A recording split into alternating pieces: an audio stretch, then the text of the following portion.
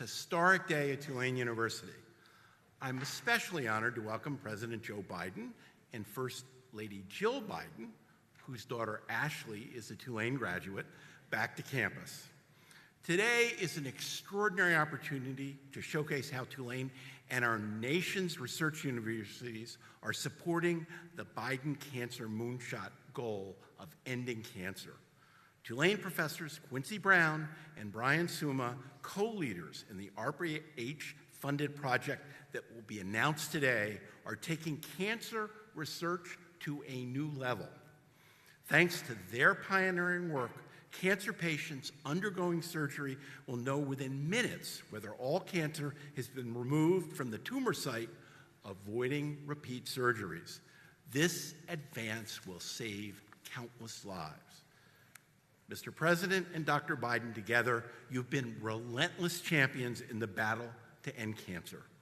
Through your creation of ARPA-H, you have inspired and empowered the research community to take risks that can produce transformative changes in cancer research and care.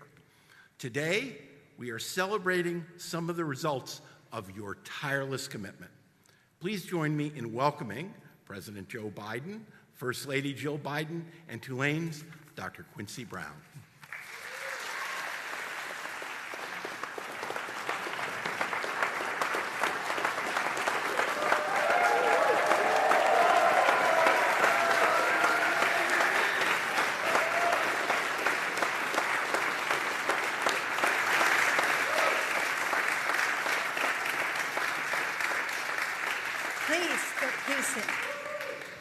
President Fitz, thank you for welcoming us to your beautiful campus today.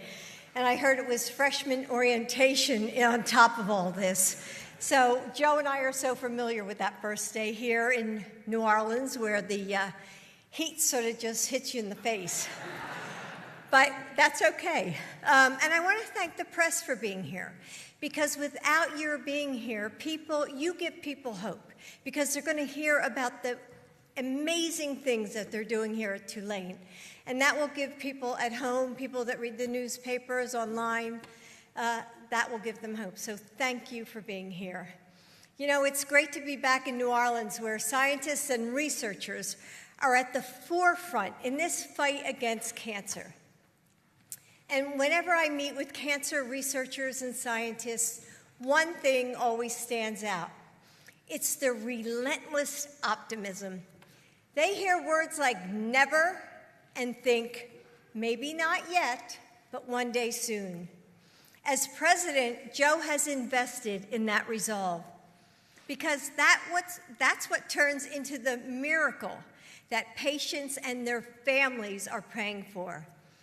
Of all the things that cancer steals from us, strength, mobility, comfort, time is the cruelest. For every night spent in the hospital, there's a lost chance to learn maybe the key ingredient in a secret family recipe. For every repeat operation to cut out more cancerous tissue, there's a missed moment to show our kids how to bait a fishing hook on a hot summer day by the lake.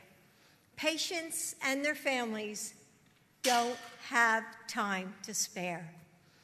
Joe created ARPA-H, the Advanced Research Projects Agency for Health, to invest in the most innovative research that the government wasn't funding before.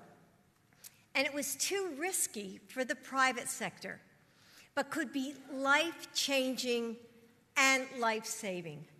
And ARPA-H doesn't just fund those projects. It puts them on this fast track to reach patients, answering hopeful prayers and delivering more of that precious gift of time. Cancer touches us all. When Joe and I lost our son to brain cancer, we decided to turn our pain into purpose. We wanted to help families like ours so that they won't have to experience this terrible loss. And as president, Joe has brought his own relentless optimism to the Biden Cancer Moonshot, to end cancer as we know it. It's ambitious, but it's also within our reach. Maybe not yet, but one day soon, very soon, because of the people in this room, including Dr. Quincy Brown. Dr. Quincy Brown has taken the question, what if surgeries were performed flawlessly the first time? And he's answering it with cutting-edge solutions that reclaim time and reignite hope for patients and their families. So I give you Dr. Brown.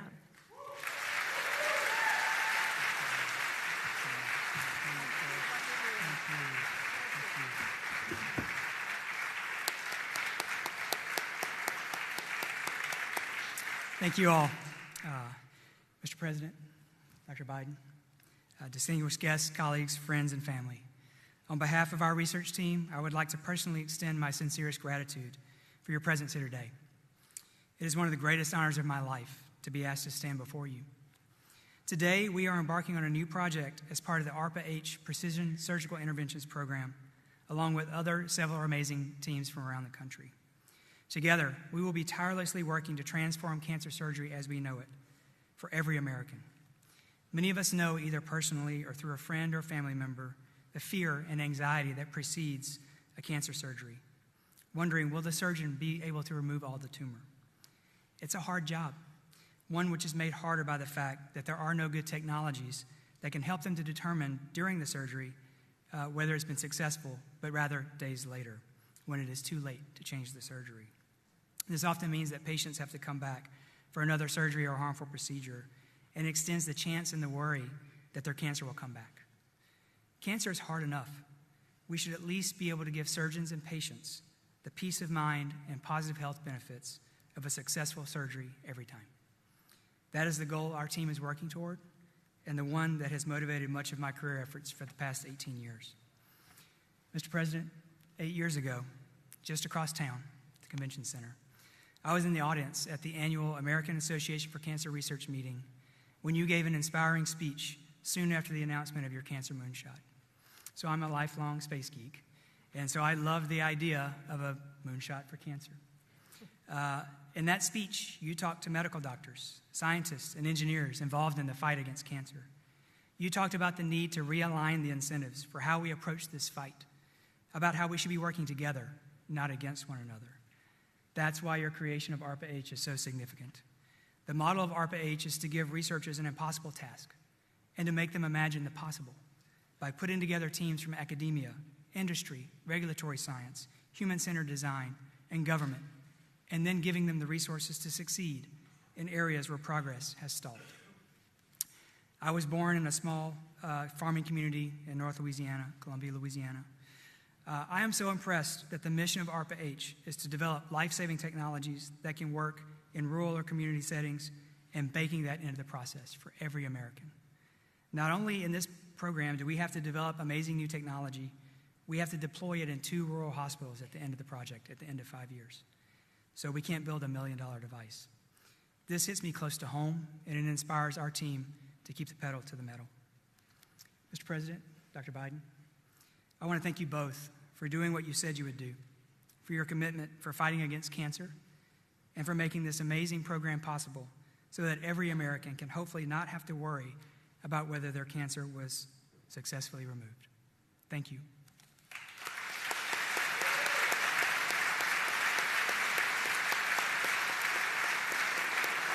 Now, it is my great honor to introduce to you the President of the United States of America, Mr. Joseph R. Biden.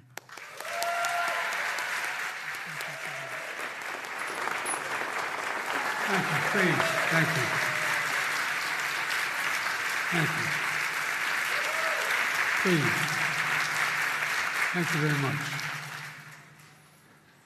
Thank you, Dr. Brown, for the generous introduction and your incredible cancer research you're doing. And thank you, Congressman Carter, who couldn't be here today because his wife is getting promoted to Major General in the United States Army. I pinned down those 2 stars in the Air Force One, which is now going to another major event. You know, the fact is that they're an incredible family, as all of you are. It's great to meet so many of my old friends. Cedric Richmond, who has been my buddy for a long time. When Cedric tells you something he doesn't, knows how to do it, and he's a loyal friend, and I appreciate Cedric. One thing I like better than Cedric, he has a son named Cedric. You should see this kid. He's going to be president. Mitch Landrieu, another key member of my team, and former Senator Mary Landrieu. Mary, God love you. It's great to see you. And John Breaux, a former colleague of mine and a guy who, whenever he said he'd do it, he got it done. There's John. Along with former Governor John Bell Edwards. Members of my White House team, Director, Office of Management and Budget, Shalonda Young is a Louisiana girl, and she runs the show my way. She controls all the money. She secured funding for everything we're doing. And I have a Director of Science and Technology, Arthi. Where are you, Arthi? There you are. She's smart as hell. As well as Renee, who leads the ARPA-H and transformative work we're doing here and going to talk about today. And Danielle, who leads our Danielle, where are you? Danielle, she leads our Cancer Moonshot. Who was with me when I launched the Moonshot when I was Vice President of the United States. I made the case to President at that time. I was Vice President, President Obama, and I convinced him to give me the authority to set up this Cancer Moonshot, which he did completely, and I had the run of the administration to do whatever I needed to do. But I wanted to also thank President Fitz for welcoming us back. I knew when he was up at Penn, on the other side of the ledger, law. He was the dean of the law school. It's an honor to be back at Tulane without having to pay tuition, by the way. You all think I'm kidding. Every time a kid or a child or grandchild graduates, it's a pay raise, man. Our daughter Ashley graduated from Tulane here in 2003 and had a great experience, and now she's working in Philadelphia as a social worker, working with abused women. Folks, it's fair to say one of the most devastating words anyone can hear, and it's not hyperbole, is cancer. You walk into a doc's office with your child and or yourself, and you get a diagnosis of cancer. How many of you heard that when you walked in? It's frightening. It's frightening. But I'm convinced, and I've been convinced, my neurosurgeon, when I had a couple cranial aneurysms they had to take care of, 9-hour operations, he said to me, trying to explain to me whether aneurysms are congenital or environmental. And I said, I don't care, just get it done. And he looked at me and said, you know what your problem is? I was a senator. And he said, you're a congenital optimist. And I am. I'm a congenital optimist about what America can do. In 2016, President Obama gave me the authority to start this Cancer Moonshot. To that end, I traveled the country and the world, going to every major cancer research center in the world, from Australia to Ireland, visiting the world's top cancer institutes.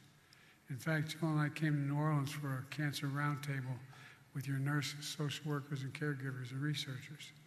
And what amazed me when I visited a foreign country and spoke to heads of state about coming, they didn't just talk about it, John. After I said, what did you learn? They want to know about cancer. Everybody does.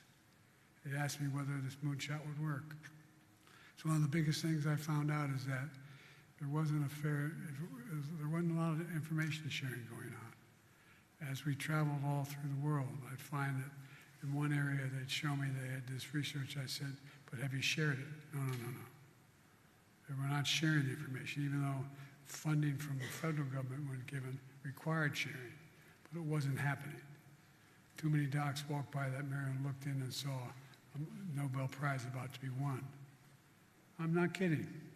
It really angered me. Scientists weren't sharing the results with other scientists. That's one of the first things we tried to do, is break down the silos so the information was available to everybody. When we were out of office, I knew there was a lot to do, so we stay engaged.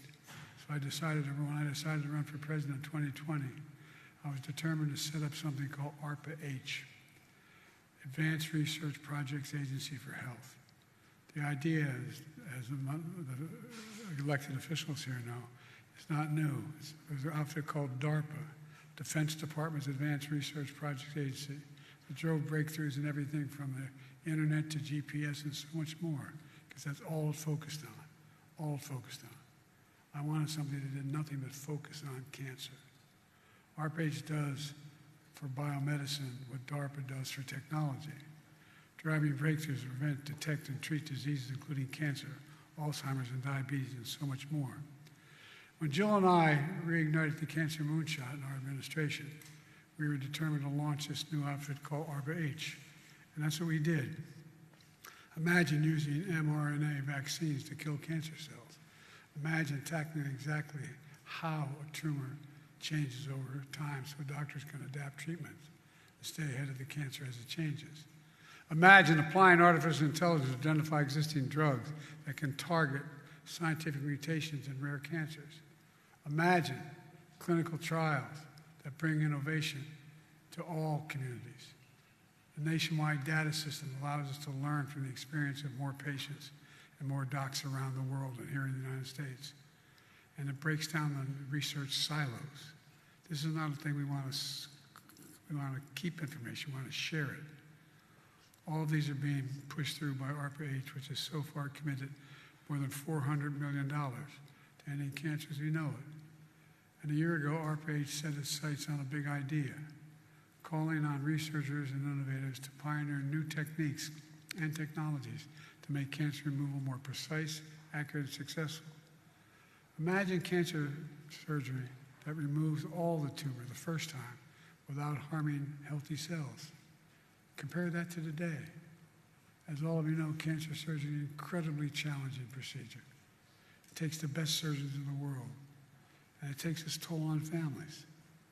As Jill said, it steals time. It steals away hope. Our family knows the feeling as many of you do. The surgery happens, then you have to wait a week or more to see if the tumor was removed fully. That anxiety, waiting, and the unknown is just excruciating. But today, we're a step closer to relieving that burden on patients and families. Today, we're announcing $150 million ARPA-H funding for some of the nation's cutting-edge cancer research institutions. That includes right here at Tulane University.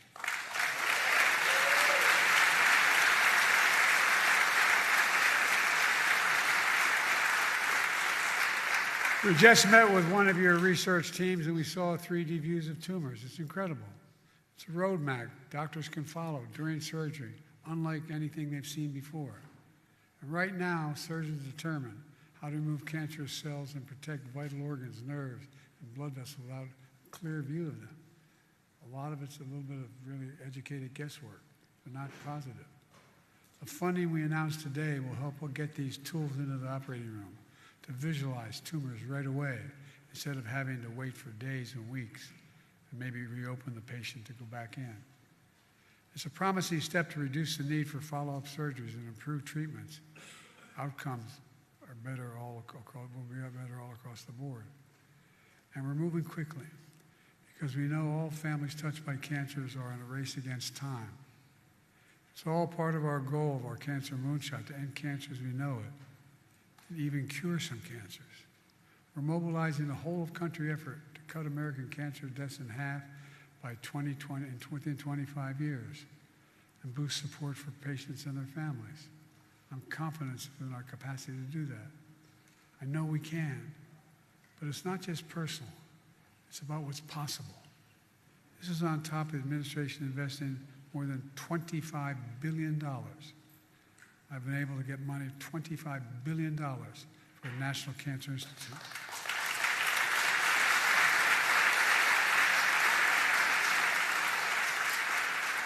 That's an increase of more than $4 billion in just 4 years. That investment is supporting everything from next-generation cancer science innovations to cutting-edge research in cancer disparities and new efforts on childhood cancers. We're also focused on helping fence-line communities facing disproportionate cancer rates. In some areas facing 15 to 20% higher rates, like Cancer Alley here in Louisiana, or equally as dangerous, Route 9 in the state of Delaware. We had the highest cancer rate in any state in the nation until 2010. There's so much we're doing. It matters. It matters a lot. What matters most is not giving up hope. Let me close with this. You heard me say it over and over. America can be defined by one word. I spent a lot of time with Xi Jinping, and they tape everything we say. I spent over 80 hours with him alone, over 17,000 miles in China. And they were in Tibet, near Tibet. And he asked me, can I define America for him? And this is a true story. I said, yes, in one word, possibilities. We believe anything's possible in America. Anything we set our mind to is possible. We are the land of possibilities. That's who we are. And that's what you're doing here at Tulane. There's still more to do, but we know we can do it. We just have to remember who we are. We're the United States of America. I mean this from the bottom of my heart. We're the United States. There's nothing beyond our capacity when we work together. So it's all about working together and sharing data, sharing information. I'm going to be moving off from here to other places as well to make more of these announcements. But we're on the verge. We're in the beginning to fundamentally change how we deal with this dreaded disease. And before I leave, I want to say when my daughter was here, our daughter was here for 4 years at Tulane. She loved it. And I want to tell you, there was another mayor named Landry, not the son at the time. And Mom is with him. Mom, I love you.